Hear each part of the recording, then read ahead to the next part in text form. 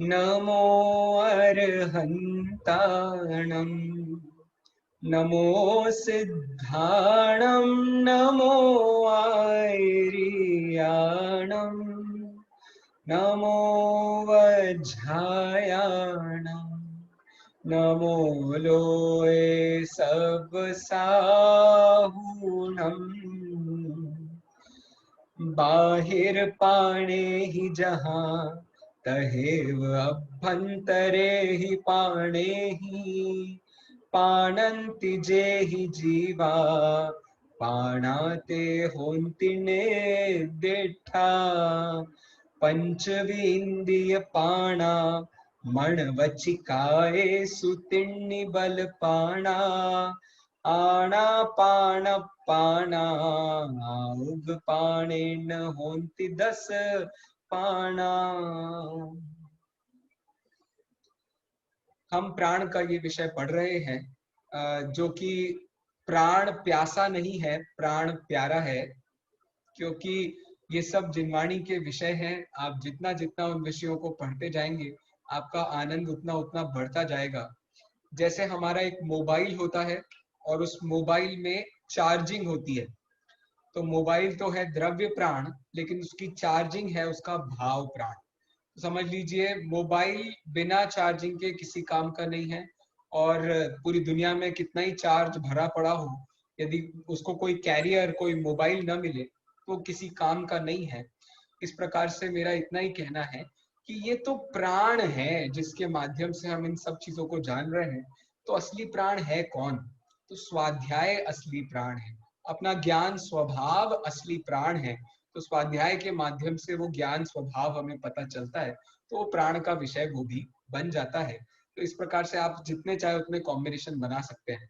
आपके पास में GSM phone है लेकिन उसमें बैलेंस नहीं है, वैलिडिटी नहीं है, तो वो किसी काम नहीं आता है। ऐसे ही प्राण जो होते हैं वो उस अवस्था के लिए बहुत काम के होते हैं।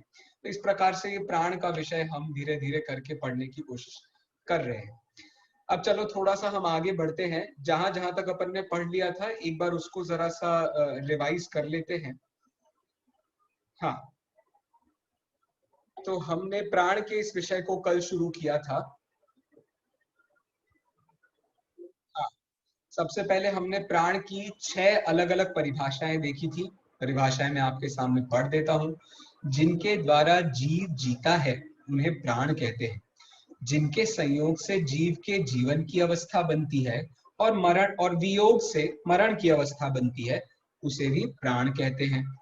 चैतन्य सामान्य रूप से जो अन्वय रूप अवस्था बनाते हैं उन्हें प्राण कहते हैं। पुद्गल सामान्य से जो अन्वय रूप अवस्था बनाते हैं उन्हें भी प्राण कहते हैं। और ज्ञान दर्शन चैतन्य रूप आत्मा के जो वास्तविक भाव हैं उन्हें भी प्राण कहते हैं। अंत में इन ज्ञान दर्शन चारित्र आदि की जो शुद्ध अवस्था प्रकट होती है वो भी वास्तव में जीवन जीने की कला है, उसी को हम असली में प्राण कहते हैं। तो इस प्रकार से तो हुए प्राण। प्राण के भेदों को समझते हुए निश्चय प्राण, व्यवहार प्राण के द्रव्य प्राण और व्यवहार प्राण। निश्चय प्राण किसे कहते हैं? तो ऐसे प्राण जो हमें हम बनाते हैं उन्हें निश्चय प्राण कहते हैं। हमें हम बनाते हैं का क्या मतलब हुआ? हमें हम बनाते हैं का मतलब मेरे अस्तित्व की पहचान के साथ चलते हैं, उसे निश्चय प्राण कहते हैं। तो जैसे मेरा अस्तित्व, वस्तुत्व आदि, जैसे मेरे ज्ञान दर्शन स्वभाव आदि, ये सब निश्चय प्राण हैं। निश्चय से ये मेरे जीवत्व को टिकाए रहते हैं, इसीलिए इन्हें निश्चय प्राण कहते हैं। अब व्यवहार से 2 प्रकार के प्राण होते हैं। तो एक हुआ द्रव्य प्राण, दूसरा हुआ भाव प्राण। द्रव्य प्राण को अभेद दृष्टि से इंद्रिय बल माउआण पाणोय व्यवहारासो जीवो निश्चय नय दोदु चेदना जस। द्रव्य संग्रह की गाथा में उन्होंने निश्चय नय से मात्र चेतना ही जीव का वास्तविक प्राण है। और द्रव्य प्राण क्या है? तो उन्होंने कहा इंद्रिय बल माऊ आण पाणोय व्यवहारासो जीवो। तो व्यवहार नय से या व्यवहार से जो प्राण होते हैं वो इंद्रिय बल और आयु, इन तीनों को कहा गया है, इन चारों को कहा गया है। और भेद करें तो इनके 10 प्रकार के भेद इंद्रिय के 5, बल के 3 और बाकी दोनों के 1-1। अब भाव प्राण किसे कहते हैं? तो आत्मा की ऐसी शक्ति जिसके निमित्त से द्रव्य प्राणों में भी प्राण फूक जाते हैं। ऐसा होता है ना, प्राण फूक देते हैं अपन। बहुत सारे ऐसे आपने सुने होंगे जुमले अपने आसपास कि इसमें प्राण फूक दिया, झाड़ पूछ करके वो किसी के अंदर प्राण फूक दिए, शरीर में प्राण फूक दिए। तो अब समझ लीजिए वास्तव में ये प्राण फूकने वाली अवस्था आई कहां से? तो भैया इंद्रियों में अपने प्राणत्व की कोई शक्ति नहीं होती, बल में अपने प्राणत्व की कोई शक्ति नहीं होती, आयु में अपने प्राणत्व की कोई शक्ति नहीं होती है, और ऐसे श्वासोच्छ्वास में भी अपने प्राणत्व की कोई शक्ति नहीं होती है। वो तो वास्तव में आत्मा की शक्ति है। भावेंद्रिय और भाव बल के माध्यम से वो शक्ति इन चारों में फूंकी जाती है, जिसके कारण से ये भी उतनी देर के लिए जिंदा कहलाते हैं। तो ये आंख जिंदा है, कब जिंदा है? जब वो देख सकती है। तो क्या आंख देख सकती है? अरे नहीं भैया, ये तो इंद्रिय है। इंद्रिय तो साधन मात्र होता है, और वो भी उपचरित साधन। वास्तविक साधन तो वो ज्ञान है जिसके माध्यम से हम इन सब चीजों को जानते हैं। तो कहने का इतना मतलब हुआ कि भाव प्राण है असली शक्ति, और वो जब फूकी जाती है तो द्रव्य प्राण भी बिल्कुल जाग जाते हैं और उनमें भी शक्ति पैदा हो जाती है। तो इस प्रकार की बात हमने कल देखी थी। आज हमको बात करनी है प्राण और कर्म के बारे में। तो मैं एक छोटी सी एक्टिविटी आपके सामने करता हूं, अपन सब धीरे धीरे वो एक्टिविटी करके डिसाइड करते हैं। मेरी स्क्रीन पर आपको ये अलग से कुछ नजर आ रहा है?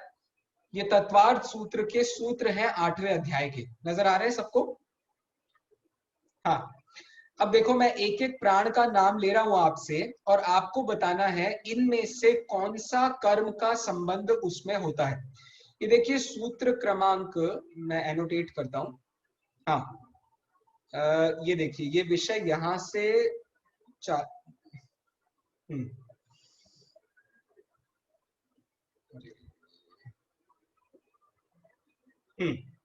ये विषय देखिए यहां से चालू हुआ। ये हुआ ज्ञानावरण,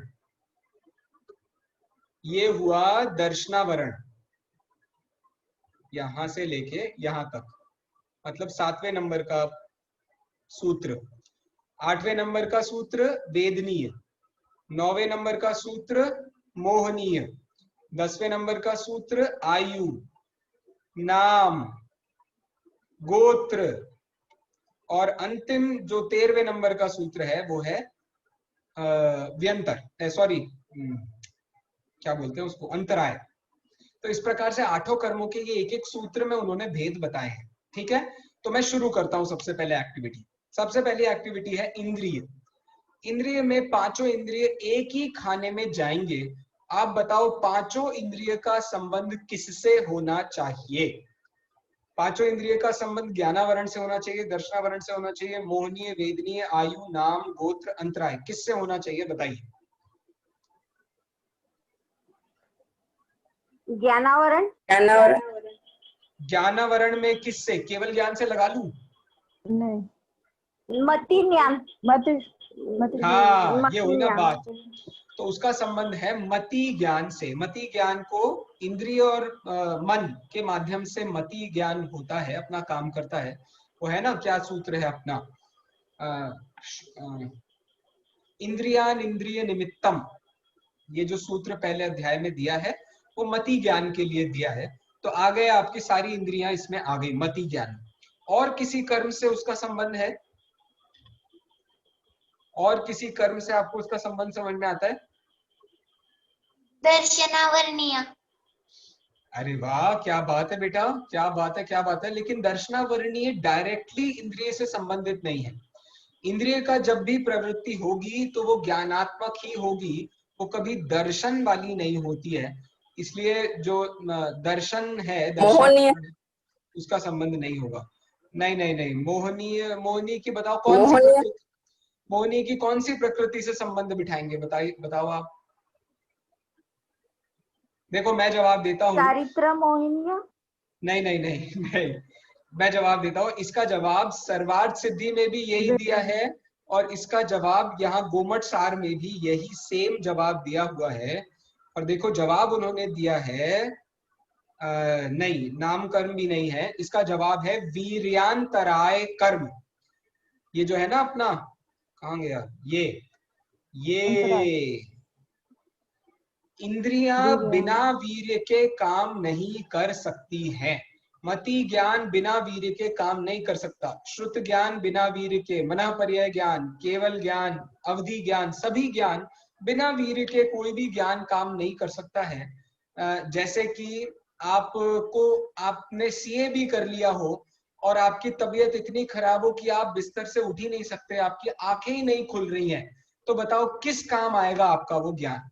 तो वैसी प्रकार की बात है। ये तो बहुत स्थूल उदाहरण दिया है मैंने आपको बताने के लिए, लेकिन मति ज्ञान हमेशा वीर्यांतराय कर्म के क्षयोपशम के माध्यम से ही काम करता है। अच्छा, अब इतना और बता दीजिए, मति ज्ञानावरण कर्म के उदय से इंद्रियां काम करती हैं क्या? कीर्ति जी, मति ज्ञानावरण कर्म के उदय से इंद्रियां काम करती हैं क्या? हाँ शायद। अरे क्या कर रहे हो आज, गड़बड़ मत करो आप। मति ज्ञानावरण कर्म के क्षयोपशम से इंद्रियां काम करती हैं। अपन ने बात की थी ना 5 प्रकार के भावों में, यदि कर्म का उदय आ गया तब तो आपको ज्ञान ही नहीं होगा। वो तो कर्म का जब क्षयोपशम होगा तब आपको किंचित ज्ञान होगा, और कर्म का जब पूरा अभाव होगा तब पूरा ज्ञान होगा।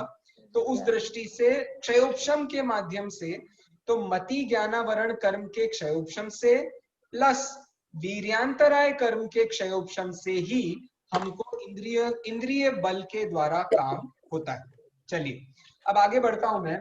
बल में 3 प्रकार के बल हैं, तो सबसे पहले मन बल के बारे में बात कर लेते हैं। मन बल में बताइए कौन कौन से कर्मों का संबंध होगा? मन बल कौन? वीरेंद्र एंड ये ज्ञानावरण। क्या बात है, क्या बात है, बिल्कुल सही। ये मति ज्ञानावरण कर्म का क्षयोपशम और इसी वीर्यांतराय कर्म के क्षयोपशम से मन बल अपना काम करता है। तो मन बल भी इन्हीं दोनों के संबंध से अपने काम को करने में समर्थ हो पाता है। चलिए इसके बाद कौन सा ले ले बताओ? वचन ले लेते हैं। चलो वचन बल का संबंध बताइए किस किस कर्म से होगा? नाम कर्म। नाम कर्म में भी प्रकृति बतानी पड़ेगी आपको, ऐसे नहीं। सुस्वर। अरे वाह, अरे वाह, कहाँ गया कहाँ गया कहाँ गया कहाँ गया, देखो ये रहा सुस्वर। लेकिन क्या सुस्वर अकेले से काम हो जाएगा? नहीं, वीर्यांतराय। नहीं नहीं नहीं, यहाँ वीर्यांतराय की कोई जरूरत नहीं है। आएगा, यश कीर्ति आएगा। यश कीर्ति में तो आपकी आवाज भले ही अच्छी हो लेकिन आप फेमस होगे, घोषाल बन जाओगे, आप सोनू निगम बन जाओगे। दूसवर भी आएगा ना? नहीं, सुस्वर ले लिया तो दूसवर आ ही गया, वो जोड़े से होते हैं इसलिए 2 इंद्रियां आती है। एक और कर्म है, आप लॉजिक से लगाओ, आप थोड़ा लॉजिक लगाओ। ज्ञानावरण। नहीं, ज्ञानावरण अनावरण का क्या मतलब है आपके बोलने से? देखो सुनो मेरी बात ध्यान से सुनो। ये जो मैं बोल रहा हूँ, बोलना कैसे होता है? बोलना ऐसा होता है कि आपके पेट में या गले में हवा बनती है और वो फिर आपके शरीर के और अंगों से टकरा करके बाहर निकलती है। तो ये हवा को तो आपने बाहर निकाल लिया सुस्वर से, लेकिन वो टकरा करके निकल रही है। तो वो टकराना किससे हो रहा है? बढ़ा के भैया। अरे वो हो रहा है शरीर से। तो शरीर कर्म का उदय और सुस्वर कर्म के उदय से आपका वचन बल तैयार होता है। समझाणु काई। Okay great, very good. चलो अब मैं और आगे बढ़ता हूँ। तो हमारे 5 इंद्रिय हो गई, एक मन हो गया, एक वचन हो गया। अब चलो काय पे चलते हैं। बताइए इसमें जाति नहीं आएगा? नहीं, जाति तो कोई भी हो चल जाएगी। तो वचन नहीं है। ये समझ लीजिए शरीर ले लिया तो हमने सब कुछ आ गया उसमें। ये ऐसा है मिताली जी, ये मेरी तरफ का तो वर्णन है नहीं, ये तो उन्होंने जिस तरीके से नेमी चंद्राचार्य ने लिखा है अपन उसके हिसाब से मान रहे हैं। और यदि अपन ने शरीर मान लिया है तो बाकी सब उसमें गर्भित हो जाएगा। तो इसलिए शरीर को ले लिया है तो शरीर एक इंद्रिय का शरीर है तो एक इंद्रिय संबंधी, दो इंद्रिय है तो दो इंद्रिय संबंधी, तो उसकी जातियां भी उसी के हिसाब से आ जाएंगी। इस हिसाब से तो बंधन भी आ जाएगा, संघात भी आ जाएगा, वो सब कुछ ही उसमें गर्भित हो ही जाना वाला है। तो गर्भित करने की दृष्टि से नहीं, उन्होंने मुख्य मुख्य जो हैं उसकी दृष्टि से लिखा है। चलिए आगे बढ़ते हैं। कहाँ थे अपन? मन कायबल। वचन हो गया कायबल। हाँ, कायबल का बताइए किससे संबंध होगा? वीर्य शरीर। शरीर हाँ, नामकरण। ये तो ये नाम। भी काफी क्लोज है। इसका संबंध सिर्फ शरीर से है। शरीर नामकरण। काय इज इक्वल टू शरीर, ऐसा सीधा सीधा संबंध है, इसीलिए वहां पर मात्र शरीर कर्म की दृष्टि से कहा उन्होंने। चलो और वीर्य का नहीं आएगा भैया? देखिए, वीर्यांतराय कर्म की आवश्यकता वहां होती है जहां क्षयोपशम रूप कुछ कार्य हो रहा हो। जब किसी भी कर्म के उदय रूप कार्य होगा वहां वीर्यांतराय कर्म किसी काम का नहीं है। दूसरा, मैं आपको और एक बात, बहुत गहरी बात आपके सामने रख रहा हूं। ये वीर्यांतराय कर्म हमारे पुरुषार्थ से संबंध रखता है, और पुरुषार्थ कभी शरीर में नहीं चलता। पुरुषार्थ सदा जो द्रव्य है उसका उसमें ही होता है। तो ज्ञान हमारा स्वयं का कार्य है, इसलिए ज्ञान के साथ तो पुरुषार्थ काम करेगा, शरीर के साथ में पुरुषार्थ काम नहीं करेगा। तो उस दृष्टि से जो शरीर और नियति, मतलब पुरुषार्थ और नियति का संबंध भी बताया जाता है ना, वो अपने पाद समवाय में या क्रमबद्ध पर्याय में, वहां भी इस बात की गहराई समझनी चाहिए कि पुरुषार्थ निश्चय से तो पुरुषार्थ जो द्रव्य है उसका उसी के गुण और पर्यायों में होगा, और जगहों पर नहीं हो सकता। और व्यवहार से उसका रिफ्लेक्शन शरीर में भी देखा जाता है और भी जगहों पर देखा जाता है, इसलिए व्यवहार से पुरुषार्थ को अपन ऐसा भी कह देते हैं। चलिए और आगे बढ़ता हूं। कहाँ थे भैया? मैं भूल जाता हूँ थोड़ा बीच में, मेरा दिमाग जो है। बल हो गया। बल हो गया भैया। हाँ, बल हो गया। चलो बल के बाद में अब आते हैं अपन आयु पे। बताइए, आयु का डायरेक्ट संबंध किन किन कर्मों से होना चाहिए? आयु कर्म। आयु कर्म। शाबाश, आयु कर्म। बहुत खुशी है मुझे, किसी ने गति नहीं कहा। कल हमने गति और आयु के बीच में अच्छा खासा 5-7 मिनट की चर्चा की थी। गति और आयु बिल्कुल अलग अलग किस्म के कर्म हैं। तो ये आयु का जो संबंध है वो आयु कर्म के साथ में, आयु प्राण का संबंध आयु कर्म के साथ है। और ये विग्रह गति के प्रथम समय से लेके मरण तक एक जैसा रहता है। चलिए, मतलब उसको गिनते हैं एक आयु। अब इसके बाद कौन सा बचा भैया? इसके बाद बचा श्वासोच्छ्वास। हाँ ममता जी बोलिए। भैया एक क्वेश्चन था, कोर्स का नहीं है, ये विग्रह गति में कौन सा भाव हो सकता है? ये हम लोग मतलब जब बीच में 5 भाव में से कौन सा भाव? हाँ, देखिए, कर्म का उदय तो हमेशा होता है, तो उदय औदैहिक भाव है ही। उस हाँ। अवस्था में भी ज्ञान जीव का है ही, और किसी न किसी प्रकार का क्षयोपशम होगा ही। प्रकट रूप से नहीं है भले ही, लेकिन अप्रकट अव्यक्त रूप से वो है ही वहां पे, तो क्षयोपशम भी है। और क्या, पारिणामिक भाव तो जीव का साथ कभी छोड़ता नहीं है, तो वहां भी तीनों प्रकार के भाव हैं। अब यदि वो सम्यक दर्शन लेके जा रहा है तो क्षयिक भाव भी है। औपशमिक भाव में मरण नहीं होता है, इसलिए उसके होने का कोई चांस नहीं है। तो मिनिमम 3, मैक्सिमम 4। हाँ, कितने? ठीक, मिनिमम 3। हाँ मिनिमम 3, मैक्सिमम थैंक यू 4। भैया। जी जी। अब आगे बढ़ते हैं अपन, लास्ट पर आ गए हैं। लास्ट कौन सा है? श्वासोच्छ्वास। श्वासोच्छ्वास। हाँ, कहाँ है भैया श्वासोच्छ्वास? किसी को दिख रहा है? नामकरण में। हाँ, ये रहा, ये रहा, ये रहा, मिल गया। श्वासोच्छ्वास नाम का ये कर्म है। तो श्वासोच्छ्वास कर्म भी शरीर नाम कर्म के साथ में काम करता है। तो अब एक नोटिस करने वाली बात है, यदि नाम कर्म में की कोई प्रकृति है तो नाम कर्म की प्रकृति में शरीर नाम कर्म साथ में होगा।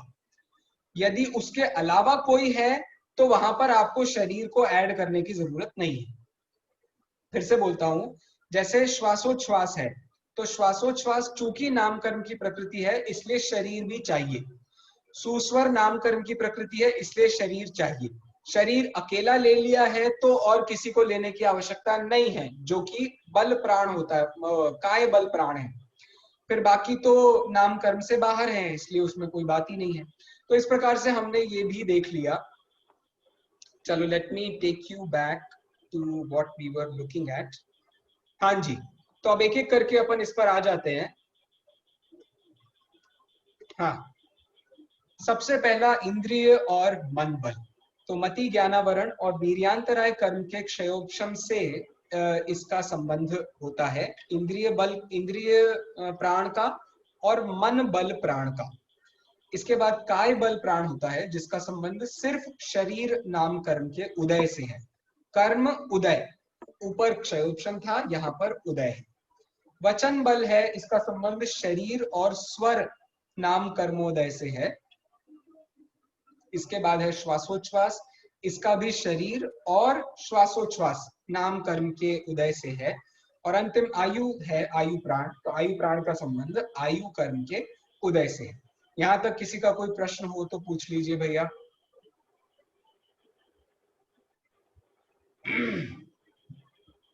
कुछ कहना है किसी को? नहीं, चले आगे अपन। देविका की भी होगा। हाँ, कोई कुछ कह रहा था मैंने बताया जी। अभी शाम को अभी गड्ढा गड्ढा पर हो गया। मेरे ख्याल से वो किसी और से बात कर रहे हैं। ठीक है, कल ये पीपीटी पढ़ा था तो समझ नहीं आया था, अब आज आपने समझाया। अच्छा, नहीं वो हो सकता है, सही कह रहे हो आप। चलो आगे बढ़ते हैं। ये बहुत बढ़िया और इम्पोर्टेंट टॉपिक है, इंटरेस्टिंग बहुत है ये टॉपिक। ये टॉपिक है किस जीव के कितने प्राण, किस जीव में कितने प्राण पाए जाते हैं। तो सीधा सीधा है भैया हिसाब, एक बार आपको समझ में आ गया तो लाइफ लॉन्ग के लिए याद रह सकता है। सबसे पहले एक इंद्रिय की बात करते हैं। तो एक इंद्रिय में कितनी इंद्रियां हैं भैया? तो एक इंद्रिय में सिर्फ एक इंद्रिय है, स्पर्शन इंद्रिय, इसलिए एक प्राण तो अपन ने कैलकुलेट कर लिया। प्लस अब बल प्राण में 3 प्रकार के बल प्राण होते हैं, मन, वचन, काय। एक इंद्रिय में मन होता है क्या? नहीं। एक इंद्रिय में वचन करने की शक्ति होती है क्या? नहीं। उसमें काया है क्या? हाँ, तभी तो स्पर्शन इंद्रिय का काम होता है।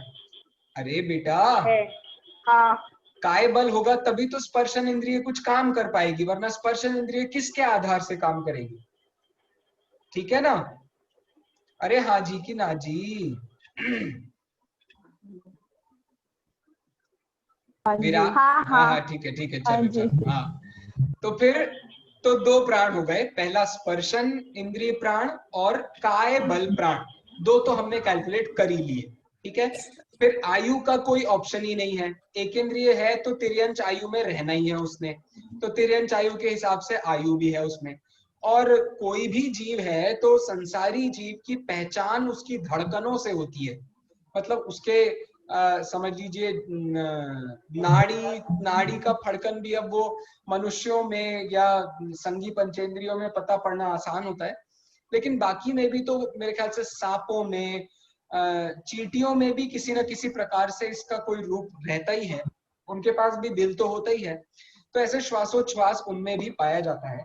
तो कहने का मतलब ये है, ये ऐसे 4 प्राण हैं जो सभी जीवों में पाए ही जाएंगे। सभी जीव मतलब जो अपने षटकाय के जीव हैं, षटकाय के जीवों में ये चारों के 4 प्राण पाए ही जाएंगे। स्पर्शन इंद्रिय उसमें होगी, काय बल उसमें होगा, आयु होगी और श्वासोच्छ्वास होगा। ऐसे 4 प्राण हर एक में पाए जाएंगे। ठीक है, 2 इंद्रिय। अब 2 इंद्रिय जीव में किस किस का एडिशन हो रहा है, बस इतना देखने की बात है। तो बताइए 2 इंद्रिय में कितनी इंद्रियां होती है? 2 रहती है, 2 इंद्रिय। मतलब ये तो कितना डम क्वेश्चन है।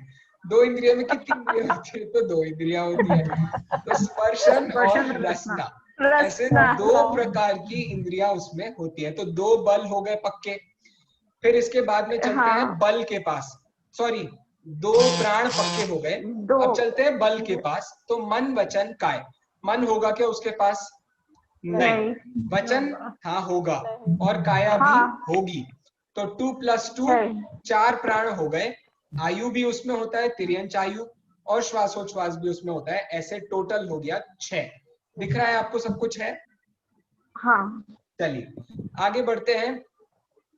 इसके बाद में समझ लीजिए एक एक बढ़ता जाएगा। 3 इंद्रिय है, तो चूंकि वचन करने की योग्यता तो उसमें है और मन है नहीं, तो सिर्फ एक ही प्राण की वृद्धि हुई। ध्यान से देख लीजिए, थर्ड रो की बात कर रहे हैं हम। 3 इंद्रिय जीव में स्पर्शन, रसना, घ्राण, चूंकि 3 हाँ। इंद्रिय है इसलिए वो तो 3 हुए। वचन बल भी है और काय बल भी है, मन नहीं है। बचा कौन सा? आयु और श्वासोच्छ्वास। तो इसमें भी 7 प्रकार के प्राण हो गए। आगे बढ़ते हैं। 4 इंद्रिय। 4 इंद्रिय में इन सब के साथ में एक और प्राण बढ़ जाता है। कौन सा है भैया वो प्राण? चक्षु। बहुत बढ़िया, तो वो चक्षु इंद्रिय प्राण है। फिर इसके बाद आ गए हम असंगी पंचेंद्रिय पर। असंगी पंचेंद्रिय के पास मन नहीं है, लेकिन इंद्रियां पांचों हैं। तो 5 इंद्रियां, वचन बल, काय बल, आयु और श्वासोच्छ्वास। तो ऐसे असंगी पंचेंद्रिय के पास भी 9 प्राण पाए जाते हैं।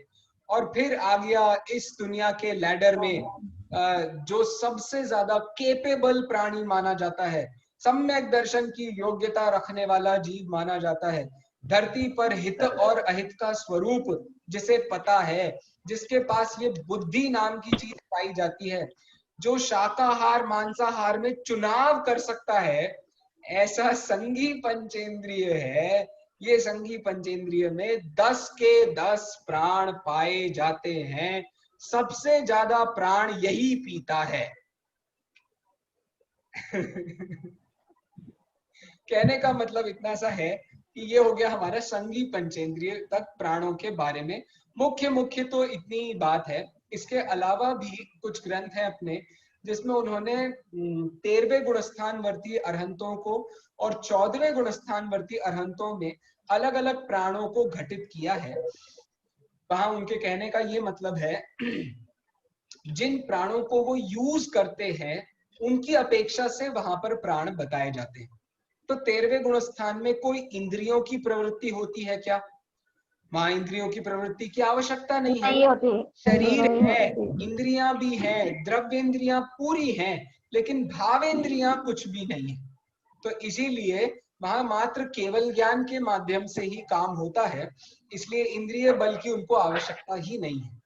फिर मन भी उनका बेमन जैसा मन है। द्रव्य अष्टदल कमल के आकार का तो द्रव्य मन उनके पास होता है, लेकिन उस मन में कोई शक्ति नहीं है। वो मन के अंदर कोई किसका काम करेगा? बेचारे को इच्छाएं तो बची नहीं है, इच्छाएं बची नहीं 4 प्रकार की, या कैसी भी कह लो आप। तो अब मन को बचा क्या इधर उधर भटकने के लिए? तो इसलिए अब मन भी नहीं बचा उनके पास। वचन की शक्ति, हाँ वचन की शक्ति उनके पास में है। क्यों भैया वचन की शक्ति क्यों है उनके पास में? वचन, दिव्य ध्वनि। हाँ दिव्य ध्वनि खिड़की है। दिव्य ध्वनि आदि की अपेक्षा से उनको वचन की शक्ति है। और काय की शक्ति विहार आदि करने के लिए कहो, या वचन को करना है तो भी शरीर की तो जरूरत है ही। अपन ने देखा था ना कि यदि वचन बल होगा तो दोनों कर्म प्रकृतियां चाहिए, शरीर नाम कर्म भी चाहिए और स्वर नाम कर्म भी चाहिए। तो इसलिए काय भी उनके पास में है ही, और आयु है, जब तक कि सिद्ध नहीं हो जाते तब तक आयु कर्म भी है, और श्वासोच्छ्वास भी है ही, वो काम कर ही रहा है कॉन्स्टेंटली। श्वासोच्छ्वास को बस हम शरीर से ज्यादा नापते हैं, मतलब बहुत उपचार करके नापते हैं, इसलिए घटाना मुश्किल हो जाता है, लेकिन मेरे ख्याल से अब आपको समझ में आ ही रहा होगा। और अंतिम है अयोग केवली। अब अयोग केवली का जो अंतिम समय होता है, उस अंतिम समय में सिर्फ एक प्राण उनके पास बचता है, जो कि है आयु प्राण। बाकी सब प्राण खत्म हो जाते हैं, मतलब ये उपचरित जो प्राण है, और फिर सिद्ध भगवान है वो प्राणों से रहित हो जाते हैं। सही बोल रहा हूं मैं? अरे आयोग मैं सही में बोल श्वासोच्छ्वास नहीं रहेगा क्या भैया? नहीं नहीं नहीं, अयोग केवली में श्वासोच्छ्वास नहीं माना गया है। जाने दीजिए। तो सिद्ध ये भगवान समुद्र घाट भैया, ये समुद्र घाट पहले की अवस्था है या समुद्र घाट बाद की अवस्था है? समुद्र घाट में आप कोई भी अवस्था मान सकते हो, समुद्र घाट की अवस्था इसमें कवर करके बात कर रहे हैं। नहीं, आयु का है तो फिर श्वासोच्छ्वास भी लास्ट टाइम तक रहेगा ना भैया? वो देखो लॉजिक की बात अभी यहाँ हो नहीं रही है, अपन आगम के हिसाब से बात कर रहे हैं। आगम में ये कहना है कि नहीं है। और दूसरी बात, श्वासोच्छ्वास उच्चरित प्राण है। वैसे भी आयु जो है ये एक बिल्कुल कांस्टेंट प्राण का काम करता है, और श्वासोच्छ्वास जो है वो चेंजिंग प्राण का काम करता है। तो समझ लीजिए जब तक योग है तब तक श्वासोच्छ्वास है, योग खत्म तो श्वासोच्छ्वास खत्म। ठीक है कीर्ति जी? अच्छा ठीक है। हाँ हाँ, वो अच्छा ठीक है कह रही है। अब इससे तुम कह लो कुछ भी, हम तो क्या करें। हाँ बोलिए भैया, बोलिए। हम ये विग्रह गति से भी कोरिलेट कर सकते हैं। जैसे विग्रह गति के आयु प्राण पहले समय से शुरू हो जाता है, सॉरी आयु शुरू हो जाती है, भले वहाँ श्वासोच्छ्वास ना हो। अच्छा ओके, या इट्स ओके। हाँ ले सकते हैं, ले सकते हैं ना। मीन्स ऐसा सुना है ना, विग्रह गति के 3rd स्टेज से शुरू होती है आयु। नहीं, विग्रह गति के 3rd स्टेज वाली वो मेरे ख्याल से वैसा पढ़ाने में बहुत सारे उपचार हैं। ऐसे बोलता हूं मैं, आयु जो है वो तो जैसे ही एक आयु खत्म हुई है और विग्रह गति चालू हुई है, वहां से ही आयु चालू हो जाती है, जब तक कि वो आयु मरण नहीं होता है।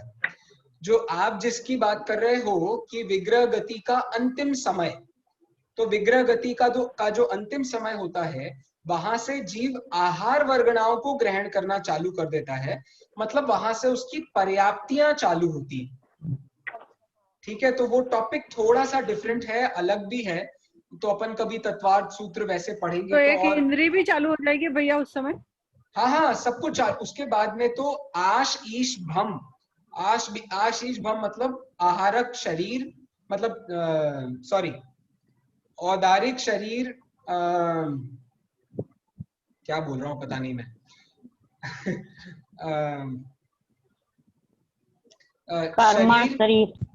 शरीर बनना चालू, नया शरीर बनना चालू हो जाता है।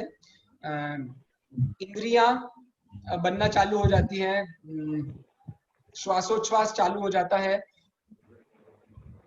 भाषा चालू हो जाती है और मन चालू हो जाता है। तो ऐसे 6 प्रकार की पर्याप्तियां होती हैं। तो 6 प्रकार की पर्याप्तियां, आहार पर्याप्ति, इंद्रिय पर्याप्ति, शरीर पर्याप्ति, श्वासोच्छ्वास पर्याप्ति, भाषा पर्याप्ति और मन पर्याप्ति, ये सब वो अंतिम समय से चालू होंगे, उसके पहले चालू नहीं हो सकते। जो विग्रह गति का अंतिम समय है, हाँ, आयु पहले से चालू हो जाएगी, बस इतनी बात है। अच्छा, उसकी कैलकुलेशन पहले से स्टार्ट होगी। तो अब जिनका विग्रह गति का एक ही समय है, तो अब उस एक समय में उनकी आयु भी चालू हो गई है और पर्याप्ति भी चालू हो गई है। जिनके 2 समय विग्रह गति है, तो उनके पहले समय से आयु चालू हो रही है और दूसरे समय से ये बाकी की पर्याप्तियां चालू होंगी। ऐसे 3 समय लग रहा है, तो लास्ट समय से 6 की 6 और पहले समय से, तो इस तरीके से आप पूरा लगा लो तो बात बन जाती है। तो इस प्रकार से समझ लीजिए। होती है। हाँ जी, हर जीव की डिफरेंस होती है, हर जीव की नहीं, वो उस जगह से डिपेंड करता है जहां पर जाके जन्म लेना है।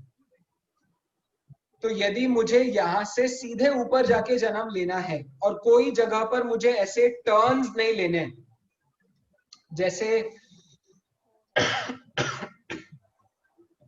जैसे आप अभी हाँ, आप साउथ इंडिया में हो, साउथ इंडिया से यदि आपको गुजरात जाना है, मतलब आप तमिलनाडु में हो, तमिलनाडु से आपको गुजरात जाना है, तो तमिलनाडु से गुजरात आप सीधे नहीं जा सकते।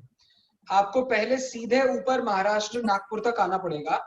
नागपुर से आप लेफ्ट टर्न लोगे तो आप सीधे वहां पहुंच सकते हो। समझ रहे हैं आप बात? डायरेक्ट मतलब ऐसा डायगोनल वाला कोई सिस्टम नहीं है वहां पे, डायरेक्ट सिस्टम है। मतलब सिर्फ स्ट्रेट लाइंस, इधर हॉरिजॉन्टल और वर्टिकल। डायगोनल कोई मोड ऑफ ट्रांसपोर्टेशन नहीं है, और यदि वो होगा तो उसमें समय चेंज हो जाएगा। मैं कह रहा हूँ ना यार, ये होता ही है, अपन एक आगम का विषय उठाओ, बहुत सारे विषयों में अपन घुस जाते हैं। बट चलो कोई नहीं, अपने पास में अभी समय था तो अपन ने उसकी बात कर ली। हाँ जी, सिद्ध भगवान के हाँ मेरा यही तो प्रश्न था कि सिद्ध भगवान तो प्राणों से रहित हो जाते हैं ना। आठों कर्म का नाश होते सीधे होती है। नहीं, सिद्धों में कोई विग्रह गति का सीन नहीं है, वहां पर सिर्फ एक गति होती है जिसे कहते हैं ऋजु गति। उनकी ऋजु गति का सीधी सिद्धों में ऋजु गति होती है। ऋजु गति मतलब सीधी सीधी गति। तो नीचे से जहां से उनको सिद्धत्व की प्राप्ति हुई है, वहां से बिल्कुल सीधा ऊपर जाकर के एक समय में लोक के शिखर पे पहुंच जाते हैं। चलिए, तो यहां तक अपनी बात हुई। इसके बाद में विषय है अपर्याप्तक जीवों में क्या नहीं होता है। अपर्याप्तक जीवों में कौन कौन से प्राण नहीं होते हैं, अब इस विषय को हम पढ़ने जा रहे हैं। ठीक है, तो जरा सभी ध्यान से कमर कस के बैठ जाइए, क्योंकि इस विषय में आपके दिमाग बहुत सारा लगेगा। तो थोड़ा सा समझ लीजिए, समझने की दृष्टि से इसमें बहुत सारे मोड़ हैं, इसलिए अपन पहले इसको देख लेते हैं। एक सेकंड। पर्याप्तक और लब्ध पर्याप्तक इज सेम थिंग ना? समझा दीजिए भैया। हाँ, देखिए पहले मैं इसको एक्सप्लेन करता हूं, फिर अपन इसके आगे बात करेंगे। पर्याप्तक और प्राण, ये दोनों विषय अपने आप में बहुत क्लोज रिलेशन को रखते हैं। जैसा कि मैंने आपको पहले बताया कि प्राण तो पहले से ही काम करना शुरू कर देते हैं, लेकिन पर्याप्त और अपर्याप्त दशा सब बाद में काम करती है। तो प्राण है कारण और पर्याप्तता है कार्य। ठीक है, अब कोई भी जीव जब किसी भी नई आयु में प्रवेश करता है, जब भी वो नई गति में जाता है, तो उस नई गति में जाने से पहले एक छोटा सा स्टेज होता है, जिस स्टेज में वो अपने आप को प्रिपेयर करता है, और उसकी प्रिपरेशन जब चलती रहती है तो उसको कहते हैं अपर्याप्त दशा, और जब उसकी प्रिपरेशन पूरी हो जाती है तो उसको कहते हैं पर्याप्त दशा। जैसा कि हमारे खाने बनाने के साथ में होता है। तो जब तक हम सारा सामान इकट्ठा कर रहे हैं, इंग्रेडिएंट्स को मिक्स कर रहे हैं, तब तक तो हम प्रिपरेशन कर रहे हैं, और जैसे ही हमने आटा गूंथ लिया, अब हम तैयार हो गए हैं पूरा खाना, समझ लीजिए उसके लास्ट स्टेज को पूरा करने के लिए। तो वो जब से फिर अपन गोले बनाएंगे, फिर बेलेंगे, फिर सेकेंगे, फिर जो करेंगे वो बाद की बात है, उसको कहते हैं पर्याप्त दशा। तो मेरा इतना सा कहने का मतलब था कि सबसे पहले अपर्याप्त दशा होती है। अब इस अपर्याप्त दशा में जीव के पास में वो सेम प्राण नहीं होते हैं जो पर्याप्त दशा में जाके डेवलप होते हैं। तो उससे पहले वाली दशा में कौन कौन से प्राण अपर्याप्त दशा में नहीं होते हैं, उनको समझने का प्रयास अभी हम कर रहे हैं। तो जरा ध्यान से देखिएगा। अपर्याप्त दशा में निम्न 3 प्राण नहीं होते हैं। कौन कौन से प्राण नहीं होते भैया? एक तो श्वासोच्छ्वास नहीं होता, दूसरा वचन बल नहीं होता, तीसरा मन बल नहीं होता। तो अब यदि मैं एकेंद्रिय की अपेक्षा से बात करूं तो एकेंद्रिय में कितने प्राण थे भैया पर्याप्त दशा में? 4। वेरी गुड, उसमें 4 प्राण थे। अब 4 प्राण के नाम बता सकता है कोई मुझे? स्पर्शन इंद्रिय, काय बल, आयु और श्वासोच्छ्वास। Very good, very good. अब जरा देखना आप, इन चारों में से अपर्याप्त दशा में, एकेंद्रिय की अपर्याप्त दशा में कौन सा प्राण नहीं होगा? श्वासोच्छ्वास प्राण नहीं होगा। तो कितने प्राण हो गए उसके पास में? 3। Very good, very good. अब ऐसे ही चलते हैं, अपन आगे बढ़ते हैं। दो इंद्रिय के बारे में बात करते हैं। तो दो इंद्रिय के पास में कितने प्राण हैं भैया? 6 प्राण है उसके पास में, ठीक है। अब 6 प्राणों में से अपर्याप्त दशा में कौन कौन से प्राण उसको नहीं होंगे उनको देख लेते हैं। श्वासोच्छ्वास नहीं होगा, और दूसरा वचन बल नहीं होगा। बचे कितने? 4। तो अपर्याप्त दशा में 2 इंद्रिय के 4 प्राण होते हैं। पंचेंद्रिय के बताओ कितने प्राण, सॉरी 3 इंद्रिय के कितने प्राण होंगे? 5। Very good. 3 इंद्रिय के 5 प्राण। 4 इंद्रिय के बताओ अपर्याप्त दशा में कितने प्राण होंगे? 6। Very good, 6। असंगी के, असंगी पंचेंद्रिय के 10 ही होंगे। अरे असंगी पंचेंद्रिय के अपर्याप्त दशा में कितने प्राण होंगे? तो पहले लगाते हैं अपन, असंगी पंचेंद्रिय के कितने प्राण होते हैं पर्याप्त दशा में? 9। 9 में से एक श्वासोच्छ्वास नहीं होगा और एक वचन बल नहीं होगा। बचे कितने? बचे कितने? 7। Very good. और फिर जो संगी पंचेंद्रिय होते हैं उनमें अपर्याप्त दशा में कितने प्राण होंगे भैया? 7 ही होंगे, क्योंकि उनमें 10 प्राण होते हैं। तो श्वासोच्छ्वास नहीं होगा, वचन नहीं होगा और मन नहीं होगा। तो बचे कितने? 7। 5 और 2 7। तो इस प्रकार से ये अपर्याप्त दशा में भी हमने प्राण देख लिए हैं। थोड़ा सा आप यहाँ से और देख लो एक बार। हाँ, ध्यान से देखिएगा यहाँ पे। हाँ, तो हाँ, अपर्याप्त दशा में एक इंद्रिय को कौन सा प्राण नहीं होगा? तो श्वासोच्छ्वास प्राण नहीं होगा, ठीक है। तो कितने हो गए भैया? कितने टिक हो गए? 3 टिक हो गए। Very good. 2 इंद्रिय में क्या क्या नहीं होगा? तो श्वासोच्छ्वास नहीं होगा और वचन नहीं होगा। ऐसे ही 3 इंद्रिय में श्वासोच्छ्वास नहीं होगा, वचन नहीं होगा और बाकी सब होंगे, ऐसा? हाँ। 5 प्राण देंगे। हाँ, वेरी गुड। अगले में 4 इंद्रिय में 6। वचन नहीं होगा, 4 इंद्रिय में 6 प्राण। वचन नहीं होगा और श्वासोच्छ्वास नहीं होगा। नेक्स्ट 4 2 6। असंगी पंचेंद्रिय में यही वचन नहीं और होगा, श्वासोच्छ्वास। Very good. और संगी पंचेंद्रिय में वचन और श्वासोच्छ्वास। मन नहीं होगा और श्वासोच्छ्वास नहीं होगा।